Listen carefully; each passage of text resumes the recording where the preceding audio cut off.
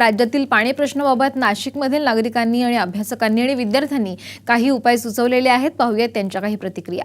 माझी एकच अपेक्षा आहे की जे शेतीचं पाणी आहे, पावसाळ्याचं पाणी एकदम पावसाळा 4 महिने पडतो, ते पावसाळ्याचं पाणी पूर्ण वाहून जातं, ते अडवलं जात नाही आपल्याकडे। त्यासाठी विविध ठिकाणी धरणं तलाव बांधले गेले पाहिजेत। तसेच राळेगण सिद्धीमध्ये कसे विविध ठिकाणी पाणी अडवा पाणी जिरवण्यासाठी डोंगर उतारावर आडवे बांध घातले पाहिजे, त्याच्यामुळे ते पाणी जमीनमध्ये जिरेल आणि ते पाणी शेतकऱ्यांना पूर्ण उन्हाळ्याभर कामात पडेल, 12ही महिने ते वापरू शकता। यासाठी शेतकऱ्यांनी उताराला आडवे बांध घातले पाहिजे, शेतात विविध चर खणले पाहिजे डोंगर उतारावर, त्याच्यामुळे ते पाणी जमिनीत मुरेल आणि त्याचा फायदा शेतकऱ्यांना पावसाळ्यात न होता उन्हाळ्यात कसा होईल याचा शेतकऱ्यांनी विचार केला पाहिजे। पाणी हा विषय अतिशय गंभीर आहे। शेतीसाठी पाण्याची ही गरज अत्यंत महत्त्वाची आहे।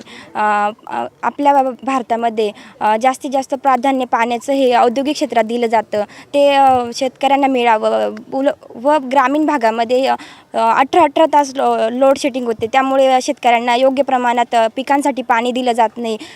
त्यामुळे पाण्याचं पण नुकसान होतं आणि पाणी हे कमी प्रमाणात असल्यामुळे काही विदर्भातले शेतकरी हे आत्महत्या करत आहे। त्यामुळे सरकारने आता जे पावसाचं पाणी पडलेलं त्याचं योग्य असं नियोजन करून प्रत्येक शेतकऱ्यापर्यंत किंवा प्रत्येक माणसापर्यंत ते पाणी योग्य रीतीने पोचवलं पाहिजे। आणि जे औद्योगिक क्षेत्रामुळे जे प्रदूषण नद्यांमध्ये सोडलं जातं तेच पाणी शेतकरी यूज करता शेतीसाठी, त्यामुळे पिकांचं नुकसान होतं। त्यामुळे औद्योगिक क्षेत्रामध्ये त्याचा काहीतरी बंदोबस्त केला पाहिजे प्रदूषण होण्यासाठी आणि शेतकऱ्यांना अतिशय चांगल्या प्रकारचं पाणी दिलं पाहिजे। मी स्वतः ज्यावेळेस ऑब्झर्व केलं म्हणजे पडलेलं पावसाचं पाणी त्याचा होणारा उपयोग, तर याचा विचार करता शेतकऱ्याला पडणाऱ्या पावसावरती पूर्ण वर्षाचं नियोजन करायचं असतं। तसं शहरी भागातल्या लोकांचं तसं नसतंय, नळ चालू केला की पाणी, आणि मग त्या पाण्याचा किती प्रमाणात गैरयूज होतो हे ते कधीच बघत नाही। त्यांनी जरा ग्रामीण भागातल्या शेतकऱ्यांकडे बघायला हवं या गोष्टीकडे की त्याला त्या पाण्याचं किती महत्त्व आहे। गावामध्ये पाणी पंचायत सारखी एक संघटना निर्माण करायला पाहिजे, एक संस्था निर्माण करायला पाहिजे गावातल्याच लोकांनी। त्यांनी पावसाचं पडलेल्या पाण्याचा पूर्णपणे एक थेंबाचा यूज त्यांनी पूर्ण वर्षभरात कसा करता येईल हे पाणी परिषदेच्या माध्यमातून मांडता येईल। मी ज्यावेळेस राळेगण सिद्धी हिवरे बाजारमध्ये गेलो तर तिथं पडलेलं पाणी पर्जन्यमापकात ते नोंद करतात आणि किती लिटर पाणी पडलं त्याचा उपयोग आपल्याला वर्षभर कसा करता येईल आणि पुढच्या वर्षासाठी पिण्यासाठी पाणी कसं उपयोगात येईल या सगळ्या गोष्टीचं नियोजन केलेलं आहे। आणि हे नियोजन लहान मुलांपासून तर मोठ्या माणसांपर्यंत हे सगळ्यांना माहिती आहे। पर्जन्यमापकात पडलेल्या पाण्याची नोंदणी सुद्धा लहान मुलं करतात तिथं त्या गावामध्ये। अशी इतर गावांमध्ये का होऊ नये? इतर गावांनाही शासनाने सारख्याच प्रमाणात निधी दिलेला आहे जो राळेगण सिद्धी किंवा हिवरे बाजारला दिलेला आहे, मग इतर गावे का डेव्हलप होत नाही? आज आपल्या देशामध्ये साक्षरतेची इतकी नितांत गरज आहे, कारण आज आपलं अनियमितता आपल्या पूर्ण भारतभर इतक्या पाण्याच्या बाबतीत अनियमितता आहे। कोकणात भरपूर पाऊस पडतो, त्याच प्रमाणात इतर भागामध्ये खूप कमी पाऊस पडतो। त्यासाठी आज शहरीकरण जर बघितलं, एक माणूस जर टॉयलेटला गेला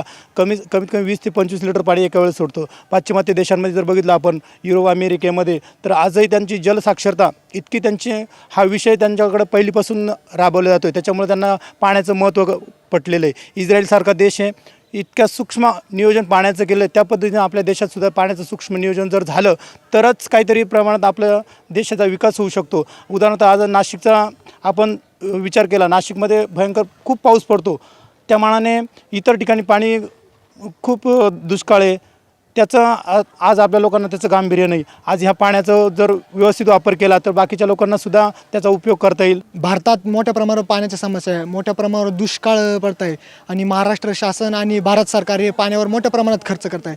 तर महाराष्ट्र शासनाने हजारो रुपयाचे करोडो रुपयांचे पॅकेज जाहीर न करता ते सांगत आहे की मोठ्या प्रमाणात तलाव बांधू, इथं धरणं बांधू, तर न करता तर नदी जोड प्रकल्प राबवले पाहिजे। आणि ज्यावेळेस जे पाटबंधारे जे कॅनल तयार केले तर त्यातलं जे जाणारं गळतीचं पाणी आहे ते थांबवलं पाहिजे। आज मोठमोठ्या प्रमाणात जे उद्योगधंदेवाले कंपन्यांवाले मोठ्या प्रमाणावर पैसे देतात आणि त्या कॅनलचं पाणी त्यांच्या धरणांमध्ये वळवलं जातं आणि शासन जे कोट्यवधी रुपये खर्चून जे तलाव बांधते ना ते नका बांधू, पण जे अगोदरचे केलेले तलाव आहेत त्यांचे कामं पूर्ण करा आणि त्यांच्यात निम्मे प्रमाणात गाळ साठला आहे तो गाळ उकरा, तो गाळ काढून बाहेर टाका आणि राहिलेले जे पहिले तलाव आहे ना तेच इतके खोल होतील की त्याच्यात हजारो कोटी रुपये अजून कोटी लिटर क्षमतेचं अजूनही पाणी साचल, त्याच्याकडे तुम्ही लक्ष द्या। पाणी प्रदूषण बघितलं तर आज खूप मोठ्या प्रमाणात ते वाढलेलं आहे। आपण म्हणजे चालताना तिथे नदीकाठी बसताना जो पण कचरा आहे तो पाण्यातच फेकतो।